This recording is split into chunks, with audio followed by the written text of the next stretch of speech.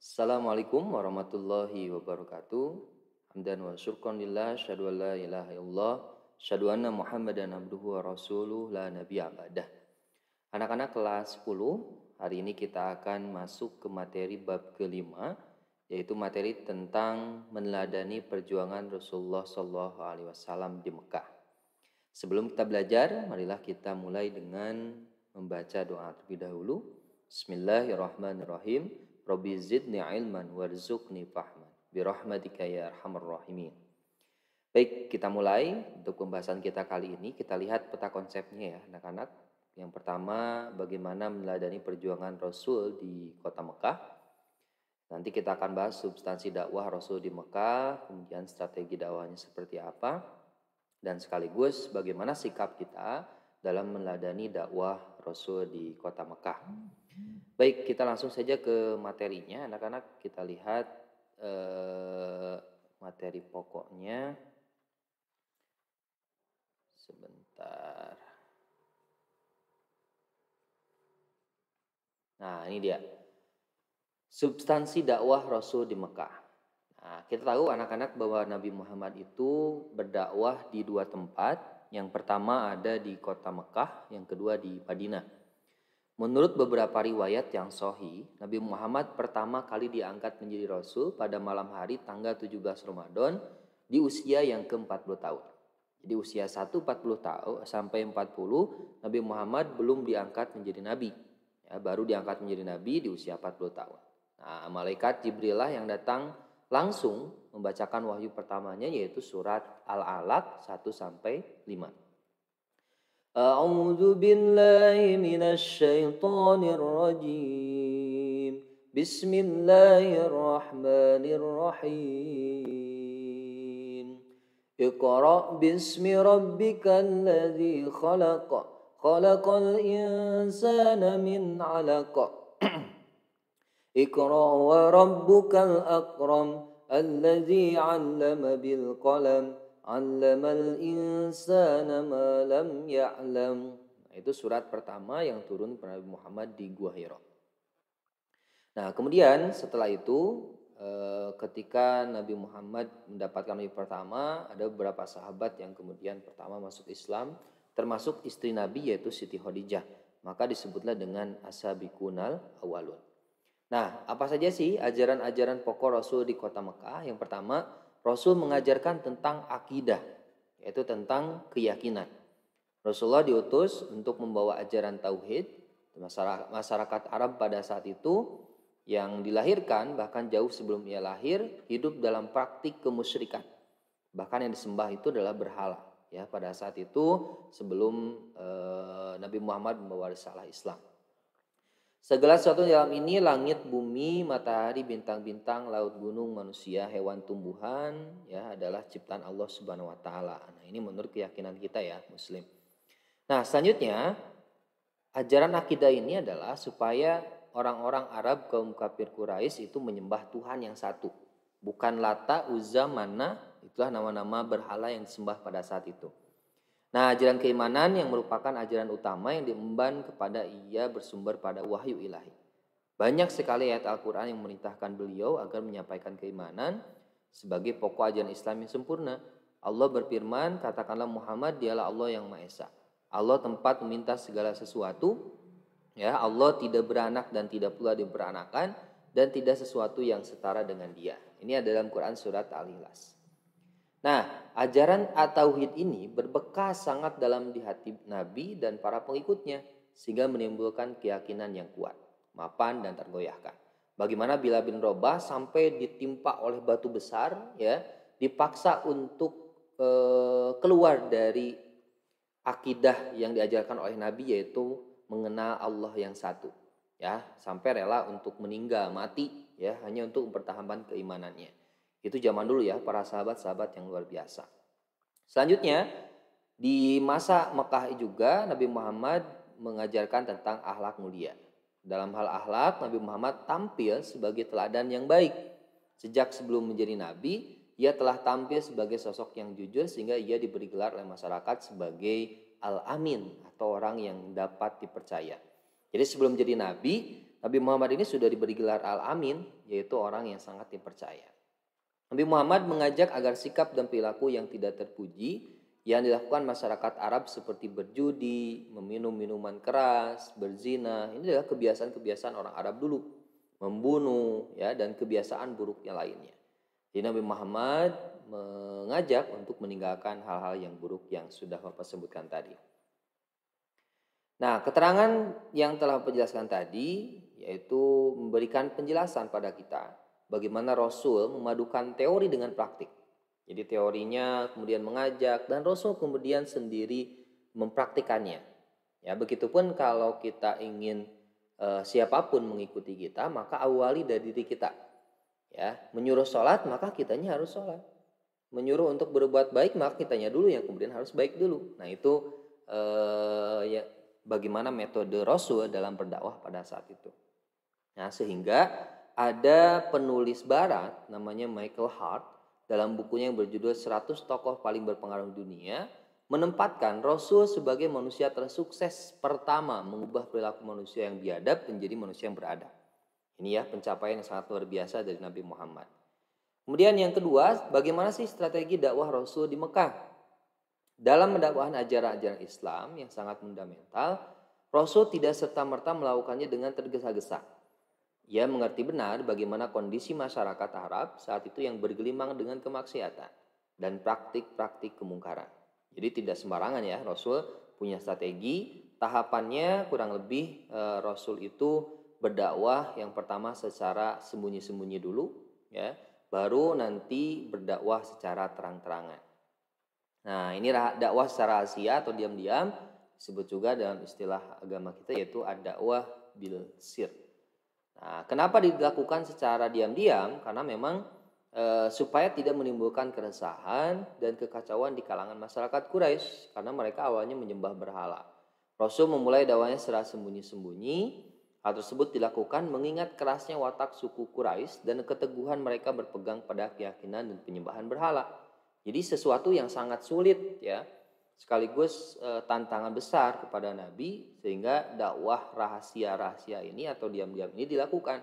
Karena memang orang kaum kafir Quraisy itu benar-benar memegang erat peninggalan nenek moyangnya yaitu menyembah berhala sehingga tidak mudah untuk digoyahkan. Orang-orang pertama as-sabiqun awalun yang tadi sempat Bapak bahas mengakui kerasul Nabi Muhammad menyatakan keislamannya. Nah ini ada Siti Khadijah, Ali bin Abi Thalib, Zaid bin Harisah, Abu Bakar ya. Selanjutnya secara perlahan ada juga pengikut Nabi Utsman bin Affan, Zubair bin Awan, Sa'id bin Abi Waqqas, Abdurrahman bin Auf, Thalha bin Ubaidillah, Abu Ubaidillah bin Zarrah, Fatimah bin Khattab, suaminya yaitu Sa'id bin Zaid al-Adawi, Arqam bin Abil Arqam, dan beberapa orang lainnya berasal dari suku Quraisy. Nah ini orang-orang yang pertama masuk Islam sekaligus menjadi garda terdepan dalam mensupport Nabi berdakwah secara diam-diam. Oke, kita lanjutkan. Itu secara diam-diamnya. Nah sekarang secara terang-terangan. Dakwah secara terang-terangan atau ad-dakwah bil al-jahr dimulai ketika Rasulullah menyeru pada orang-orang Mekah. Ia berdiri di atas sebuah bukit dan berteriak dengan suara lantang membagi mereka. Beberapa keluarga Quraisy menyambut seruannya, kemudian ia berpaling kepada sekumpulan orang sambil berkata, "Wahai orang-orang, akankah kalian percaya jika saya katakan bahwa musuh Anda sekalian telah bersiaga di sebelah bukit Sofa dan berniat menyerang nyawa dan harta kalian?" Mereka menjawab, "Kami tak mendengar Anda berbohong sepanjang hayat kami." Lalu berkata, "Wahai bangsa Quraisy, selamatkanlah dirimu dari neraka. Saya tak dapat menolong Anda di hadapan Allah. Saya peringatkan Anda sekalian akan siksaan yang pedih." Yang menambahkan, "Kedudukan saya seperti penjaga yang mengamati musuh dari jauh dan segera berlari kepada kaumnya untuk menyelamatkan dan memperingatkan mereka tentang bahaya yang akan datang." Seiring dengan itu turun pula wahyu agar Rasul melakukan serang-terangan. Ini dalil ya bahwa ada perintah ya, sampaikanlah Muhammad secara terang-terangan dari Allah Subhanahu wa taala. Nah, disinilah mulai ya bagaimana tantangannya juga sangat luar biasa ya. Mulai dari keluarganya Abu Lahab, Abu Jahal yang benar-benar membenci Nabi sampai senantiasa zalim kepada Nabi Muhammad SAW. Dicemooh, diejek, bahkan dipukuli, dilempari itu sudah hal yang biasa pada Nabi Muhammad. Jadi benar-benar dakwahnya luar biasa, tantangannya pada saat itu ketika Nabi dakwah terang-terangan. Kita lihat poin intinya saja. Nah, reaksi kafir Quraisy terhadap dakwah Rasulullah. Nah, sebagaimana telah disinggung pada bagian sebelumnya, anak-anak, kaum kafir Quraisy terus berupaya menggalang kekuatan agar Rasul dan upayanya dalam penyebaran Islam dapat dihentikan. Jadi berbagai cara dilakukan untuk menghentikan dakwah Nabi. Berbagai upaya mereka lakukan mulai mengajak berdialog dengan mengiming-iming berbagai bantuan, hingga kekerasan dilakukan terhadap Rasul dan para sahabat serta pengikutnya. Puncak dari kejengkelan mereka dengan cara memboikot Rasul dan para sahabatnya serta pengikutnya dari boikot ekonomi dan politik. Nih, saking berbagai cara dilakukan ya untuk menghentikan dakwah Nabi atau para sahabat zaman itu. Nah, ada beberapa alasan kaum kafir menolak dan menentang ajaran Islam. Nah, kenapa sih mereka menolak? Pertama, karena memang mereka punya sifat sombong dan angkuh. Ya, bangsa Arab jahiliyah dikenal sebagai bangsa yang sangat angkuh dan sombong. Ya, jadi sudah mendarah daging. Ini alasan tidak mau. Yang kedua, fanatisme buta terhadap leluhur. Kebiasaan yang telah mengakar kuat, turun-temurun dalam melaksanakan penyembahan berhala, kemusyrikan, menyebabkan mereka sangat sulit menerima ajaran tauhid. Kemudian eksistensi dan persaingan kekuasaan, ya. Jadi ada sisi politisnya juga, penolakan mereka terhadap ajaran Rasul secara politis dapat melemahkan eksistensi dan pengaruh kekuasaan mereka. Jadi mereka takut ya berpengaruh pada eksistensi kekuasaan.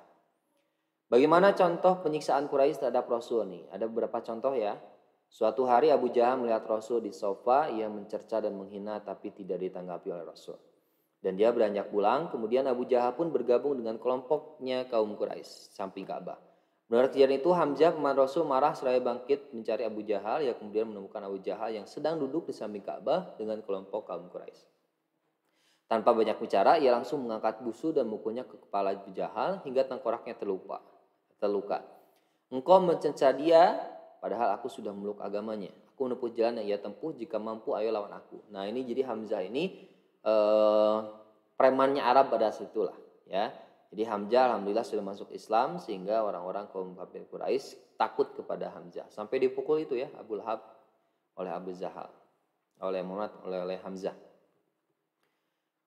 Banyaklah ya bagaimana penyiksaan dilakukan oleh kaum kafir Quraisy yang dilakukan kepada Nabi Muhammad SAW.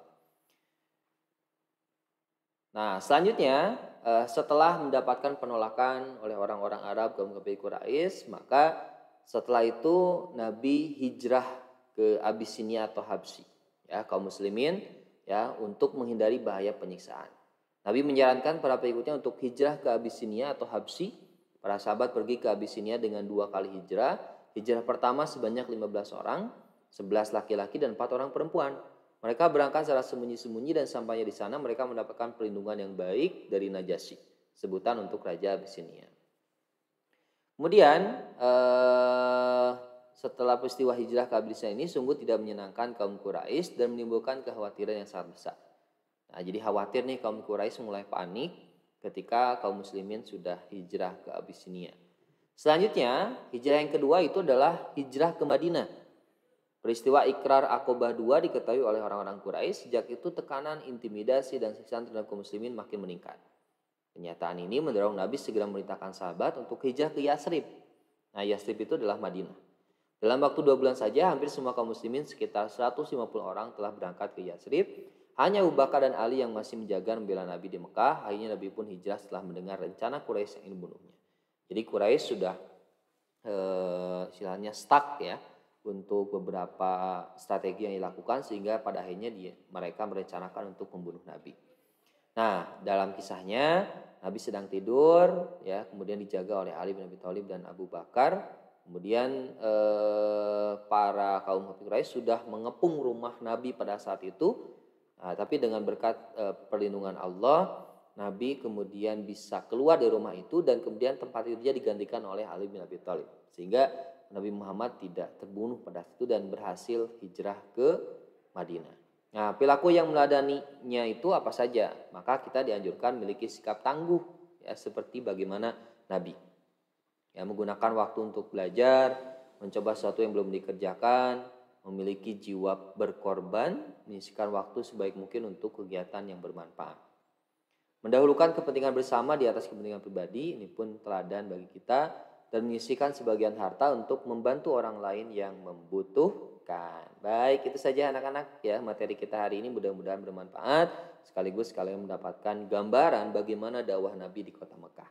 Saja anak-anak ya. Assalamualaikum warahmatullahi wabarakatuh.